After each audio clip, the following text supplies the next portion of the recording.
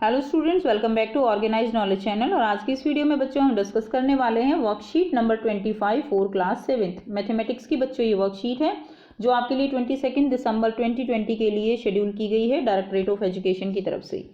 सो आज की वर्कशीट में बच्चों हम पढ़ने वाले हैं सिमेट्री के बारे में। इससे पहले भी हम बेटा लीनियर सिमेट्री, रोटेशनल सिमेट्री के बारे में पढ़ चुके हैं। सो आज एक वर्कशीट और इस टॉपिक पे आपको गिवन है। अभी तक बेटा अगर आपने चैनल को सब्सक्राइब नहीं किया है तो चैनल को सब्सक्राइब कर लें एंड बेल आइकन भी प्रेस कर लें ताकि आप बच्चों को हर वीडियो की नोटिफिकेशन मिलती रहे। So now let's start. बहुत सुंदर सी पिक्चर आपको यहाँ पर दी गई है, मैथ्स विद मंडेला आर्ट। तो मंडेला आर्ट जो है इसकी पिक्चर आपको यहाँ पर गिवन है बेटा, और इससे रिलेटेड ही आपसे कुछ क्वेश्चंस यहाँ से पूछे गए हैं जिनके आंसर आपको लिखने हैं। तो फर्स्ट क्वेश्चन क्या है, what shapes do you observe in the above art.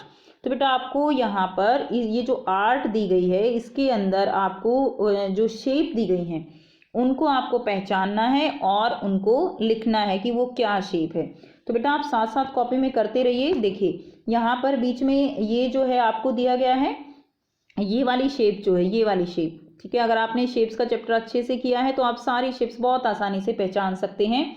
ये वाली शेप किसकी होती है बेटा, डायमंड की, ठीक है। डायमंड की ये शेप होती है, डायमंड।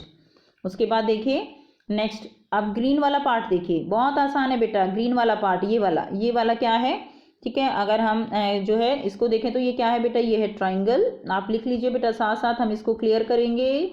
ये लिख लीजिए ट्राइंगल। उसके बाद ये हो गई। उसके बाद ये देखिए ऑरेंज वाला जो पार्ट है ये क्या है बेटा, सभी बच्चे जानते हैं ये क्या है, ये स्क्वायर है, ठीक है। ये क्या है, स्क्वायर। उसके बाद नेक्स्ट चलते हैं, ये वाला देखिए, ये वाली कैसी शेप दिखाई गई है, कुछ ऐसी है ना, ऐसे करके और ऐसे जो है, ये क्या है बेटा, ये ट्रेपीजियम है। क्या है ये, ट्रेपीजियम, TRAPEZIUM, क्या है ये, ट्रेपीजियम। उसके बाद देखिए अब ये हो गई हमारी, ये बाकी सारी हो गई ना, अब ये ब्लू वाली रह गई है। तो ये ब्लू वाली जो है देखिए स्क्वायर जो है आपको ये वाला है, ये फिर से ये क्या है, डायमंड शेप दी है। अब ये ब्लू वाला जो रह गया है ये क्या है हमारा, ये कुछ इस तरह से बना हुआ है ऐसे करके, और सभी बच्चे पहचान सकते हैं ये क्या है, ये क्या है, ये है पैरेललोग्राम, ठीक है। ये क्या है बेटा, पैरेललोग्राम। स्पेलिंग लिख लीजिए, PARALLELOGRAM। क्या है बेटा, ये है पैरेललोग्राम, ठीक है। तो ये जो है सारी शेप्स इसके अंदर दी गई हैं। सो बेटा आप इसको अच्छे से अपनी कॉपी में ड्रॉ भी करेंगे शेप, और उसके सामने लिखेंगे भी कि ये कौन सा है, और साथ में आप हर एक शेप के अंदर जो इसमें कलर किया हुआ है वो कलर करके इसके आंसर लिखिएगा, ठीक है। जैसे इसके अंदर जैसे ग्रीन है तो इसके अंदर ग्रीन कलर करना, इसमें ऑरेंज करना, इसमें रेड करना, इसमें ब्लू करना, फिर इन शेप्स को आपको लिखना है। नेक्स्ट करते हैं। अब देखिए सेकंड है, choose any shape from above. तो अब अभी हमने ऊपर शेप की है ना, उनमें से आपको कोई एक शेप जो है वो चूज करनी है। मान लीजिए हम कर रहे हैं स्क्वायर, हमने एक स्क्वायर शेप जो है वो चूज कर ली। राइट इट्स नेम, तो आपको इसका नाम लिखना है। तो फर्स्ट का आंसर हमने लिख दिया यहाँ पे, इसका नाम क्या है बेटा, स्क्वायर। क्या नाम है इसका, स्क्वायर है। उसके बाद सेकंड देखिए, find the number of lines of symmetry in it. इसके अंदर आपको नंबर ऑफ लाइन सिमेट्री जो है, कितनी लाइन ऑफ सिमेट्री है वो आपको यहाँ पर बताना है। तो इसको समझाने के लिए हम यहाँ पर इसको कर रहे हैं। मान लीजिए ये हमारे पास शेप है, तो बेटा बहुत आसान है इसको नंबर ऑफ लाइन निकालना, सिमेट्री जो है निकालना। देखिए कैसे, अब आप अगर आप इसको यहाँ से बांटते हो, डिवाइड करते हो, काटते हो तो ये दोनों सेम रहेंगी, तो ये लाइन ऑफ सिमेट्री हो गई। यहाँ से काटते हो तो ये वाली सेम रहेगी, ये लाइन ऑफ सिमेट्री हो गई।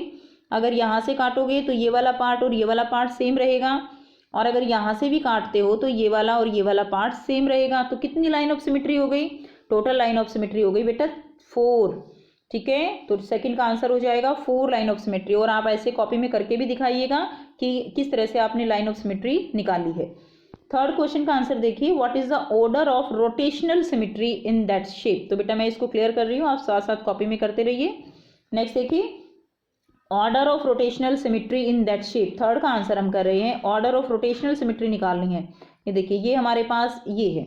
अब इसके अंदर यहाँ पे मान लीजिए मैंने एक पॉइंट बना दिया, ये वाला point. Order of rotational symmetry को समझाने के लिए मैं आपको यहाँ पर इसको एक्सप्लेन कर रही हूँ।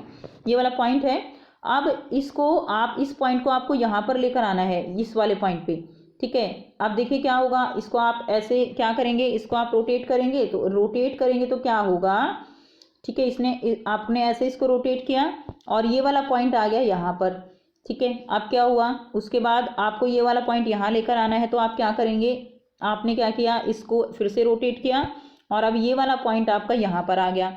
आपने इसको फिर से एक और रोटेशन दी, तो ये वाला पॉइंट आप यहाँ लेकर आना चाह रहे हो, तो अगले रोटेशन में ये वाला पॉइंट यहाँ आ गया। और उसके बाद लास्ट आप जब इसको रोटेट करोगे तो क्या होगा, ये वाला पॉइंट आपका फिर से ये हो जाएगा।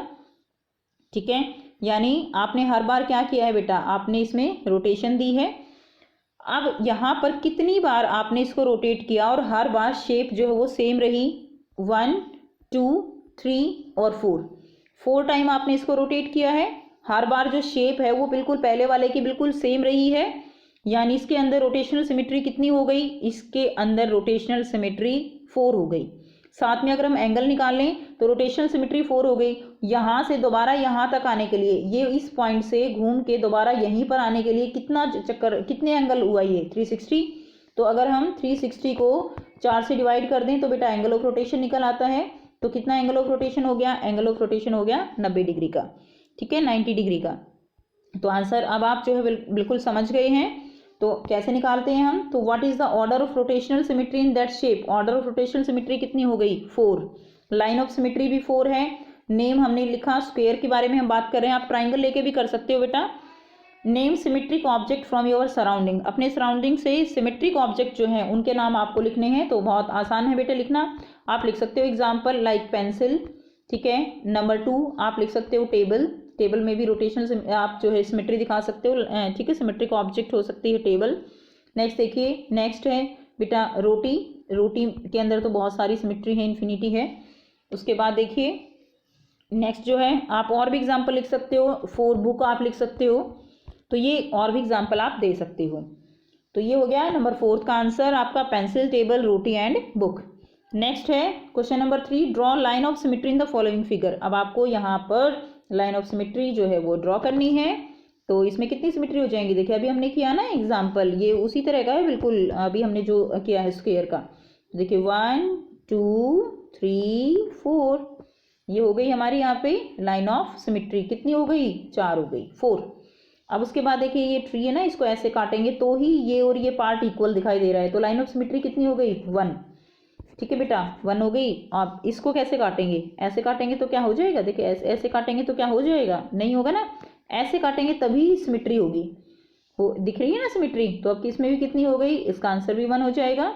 आप शेप्स ड्रॉ करके कॉपी में और उसके सामने लिखिएगा line of symmetry 1, line of symmetry 4, ऐसे जो भी जिसका आंसर है। अब इसमें देखिए, इसमें अगर आप इसको ऐसे काटेंगे तभी इसके अंदर जो है सेम रहेगा, अदरवाइज ये सेम नहीं रहेगा। अब आप इसमें देखिए बेटा, अगर आप इसको ऐसे काटते हो तो क्या इसमें सिमेट्री है, आप इनको देखोगे तो बेटा बिल्कुल सिमेट्री है, लेकिन इसके अंदर सिमेट्री नहीं है। कैसे नहीं है, आप इस 6 को और इस 9 को देखिए, ये तो 6 नजर आएगा आपको, ये 9 नजर आ रहा है। ठीक है, तो इसके अंदर लाइन ऑफ सिमेट्री वो नहीं होगी, ऐसे काटोगे तो भी नहीं हो सकता, ये इधर 6 है इधर 9 है, हो ही नहीं सकता। तो इसके अंदर बेटा कोई भी लाइन ऑफ सिमेट्री नहीं है, तो इसके अंदर क्या हो जाएगा, 0। ठीक है, 0 लाइन ऑफ सिमेट्री, कोई भी सिमेट्री जो है इसके अंदर नहीं है। नेक्स्ट देखिए, क्वेश्चन नंबर 4 है, इन the following figure which is the line of symmetry M1 M2 और बोथ। तो बेटा यहाँ पर आपको फिगर दी गई है और इनमें M1 M2 जो है लाइंस दी गई हैं। ठीक है, अब यहाँ पर देखेंगे तो इसके अंदर देखिए इस तरह से इसको दिखाया गया है। तो क्या इसके अंदर ये M2 लाइन ऑफ सिमेट्री है, ये वाला पार्ट इसके बिल्कुल इक्वल है, तो बिल्कुल है, इसके अंदर M2 लाइन ऑफ सिमेट्री है। लेकिन क्या M1 है बेटा, ये वाली M1 तो नहीं है, ये वाला पार्ट इक्वल नहीं है, तो इसके अंदर केवल M2 जो है इसका आंसर हो जाएगा। उसके बाद देखिए नेक्स्ट, इसमें M1 M2 है या नहीं है, तो आपको यही बताना है ना, which is the line symmetry M1 M2 और बोथ, M1 है M2 है या दोनों है। तो इसमें देखिए ऐसे काटोगे तो ये वाला पार्ट इक्वल है, ऐसे काटा तो ये वाला और ये वाला पार्ट जो है वो इक्वल रहेगा। तो यानी इसके अंदर दोनों जो है सिमेट्री हैं, तो इसका आंसर क्या हो जाएगा, M1 एंड M2 बोथ, इसके अंदर दोनों लाइन ऑफ सिमेट्री हैं। तो आप लिख दीजिएगा M1 M2 बोथ, पिक्चर जो है कॉपी में ड्रॉ करके तब आंसर करिएगा। बहुत अच्छी वर्कशीट है आज की आपकी ये। देखिए नेक्स्ट क्वेश्चन नंबर 5 दिया गया है, in the given figure find the rotational symmetry. तो ऑर्डर निकालना है बेटा रोटेशनल सिमेट्री का आपको। तो हमने अभी ऊपर जो है ये क्वेश्चन किया है, इसी तरह से आपको ऑर्डर निकालना है, तो हम इसको ऐसे स्क्वायर करके मान सकते हैं। तो उसी तरह से हम इसको समझ सकते हैं जैसे हमने अभी ऊपर समझाया। ये वाला पॉइंट है आपका, ठीक है, ये वाला पॉइंट, इस वाले पॉइंट को घुमा के यहाँ लेकर आओगे तो क्या होगा नेक्स्ट फिगर में, नेक्स्ट में जो है आपका ये वाला जो पॉइंट है आपका, ये वाला यहाँ आ जाएगा, ठीक है। उसके बाद क्या करेंगे, फिर से इसको हम एक बार और इसको करेंगे, तो ये वाला पॉइंट आपका यहाँ आ जाएगा। यहाँ पे हम इसको कर रहे हैं, मान लीजिए, ठीक है, यहाँ पे बना रही हूँ मैं इसको। देखिए ये वाला पॉइंट जो है आपका कहाँ आ जाएगा, अब यहाँ आ जाएगा घुमाने के बाद, ये वाला यहाँ आने के बाद।